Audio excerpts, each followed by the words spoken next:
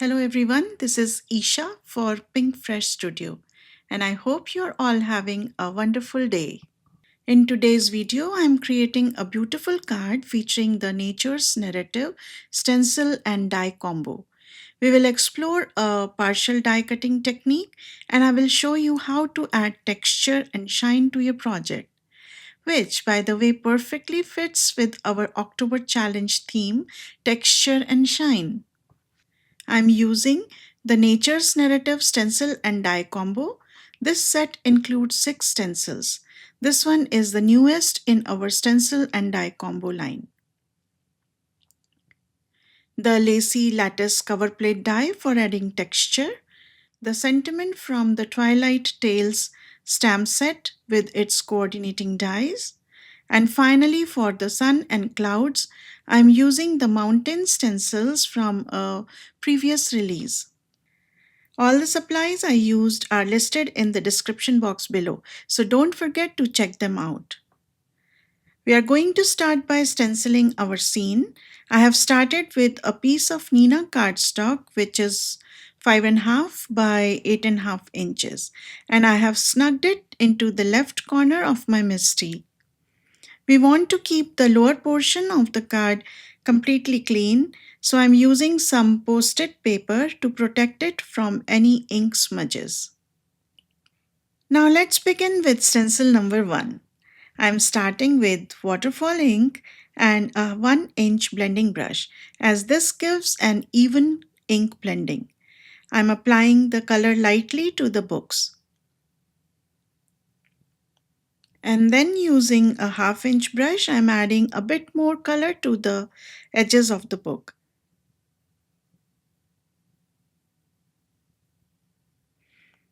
I have masked the house area on this stencil. Next, for the house, I am masking off the book and switching to sweet mustard ink lightly for the base color, and then I am adding marigold ink to deepen the lower edges. Moving on to stencil number 2, there is a pathway and some greenery in front of the house.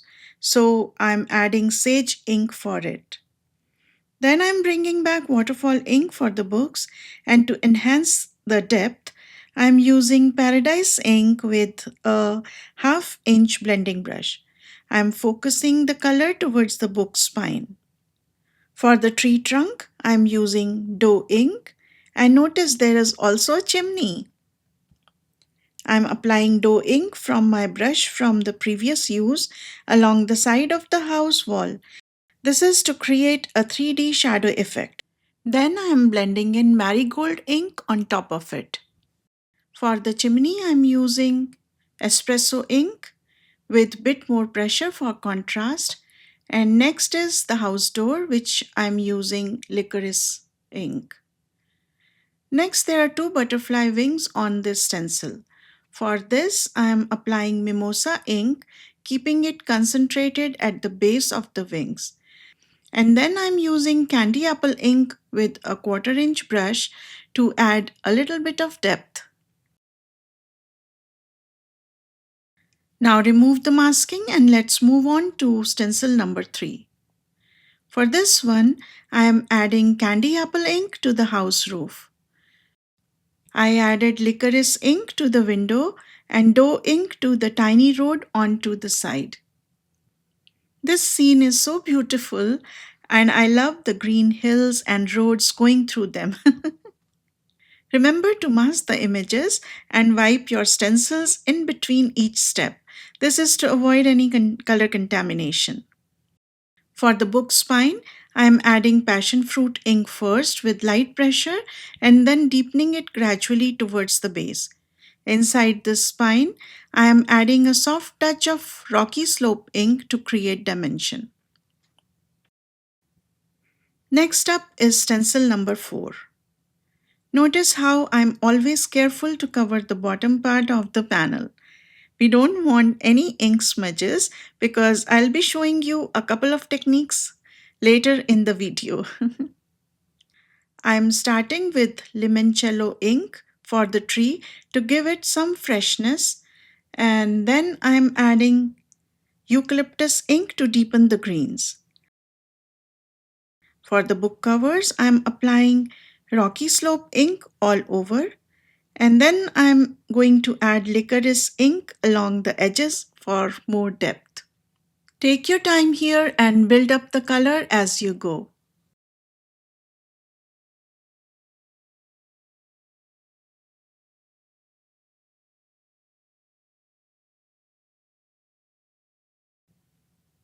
I'm adding a light touch of licorice ink onto the butterfly's body too. For the hills, I'm starting with limoncello ink for a fresh green feel. Keep a light pressure here, and then I'm layering sage ink to add depth to it. As I always say, playing with light and shadow brings your image to life. For stencil number 5, I am applying sage ink to the green hills, and then I'm going to add spruce tips ink for depth. Spruce tips has slight bluish tinge to it, so we get a variation in of greens in our hills. And finally, to stencil number 6, I am adding a touch of spruce tips ink to the bottom of the bushes and a hint of limoncello ink at the top for freshness. And look at that, all the beautiful colors blending through these stencils to create a lovely scene. Now let's move to the partial die cutting step. This means we are not cutting through the entire image, only part of it. I have trimmed the extra cardstock at the top, which we can save for another project. Using the book line as my reference point, I'll position the second cutting plate only up to that line, not all the way to the base of the die. Secure the plate with washi tape and run it through the die cutting machine.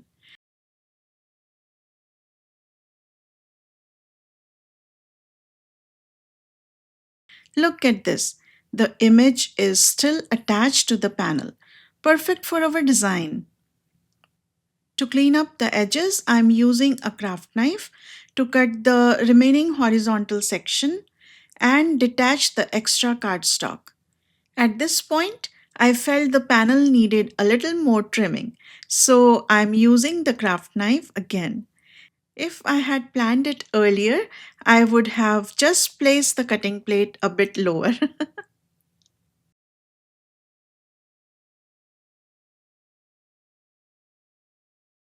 Now trim the panel sides to 4¼ inches.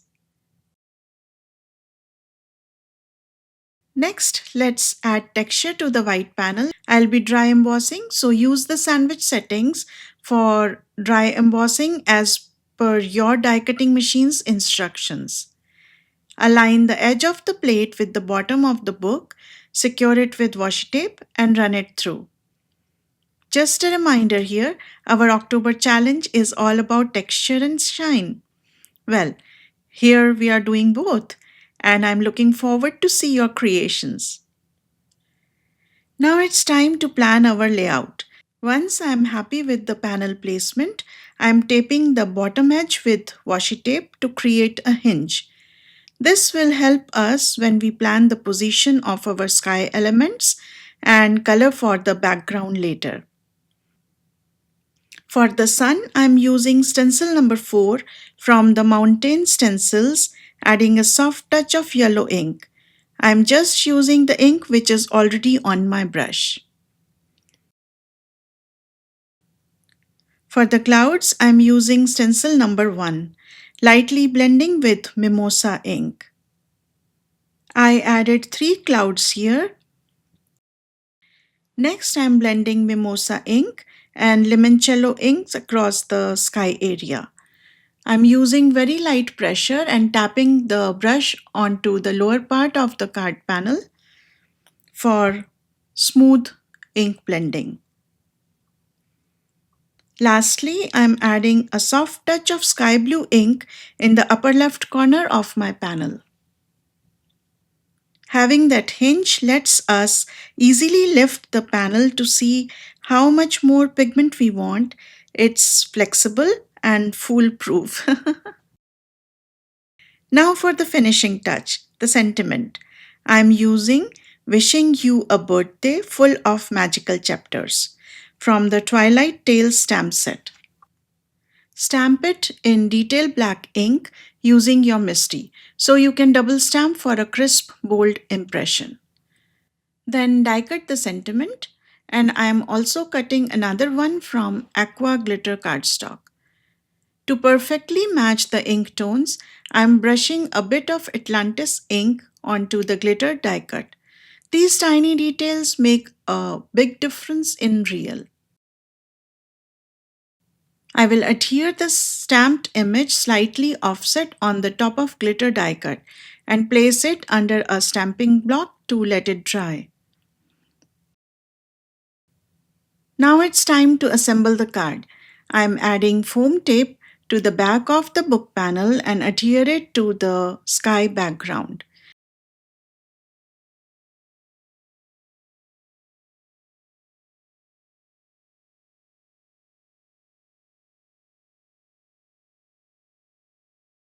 Then I'm using thin 3D foam tape for the sentiment. I'm aligning it with a T ruler for a precise placement. Finally, let's adhere the butterflies and add some subtle sparkle to their wings using Nuvo Clear Glitter Pen.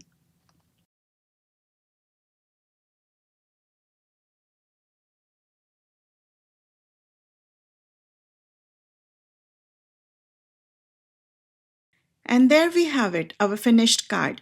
A lovely combination of stenciled ink blending, partial die cutting, dry embossed texture, and a hint of glittery shine.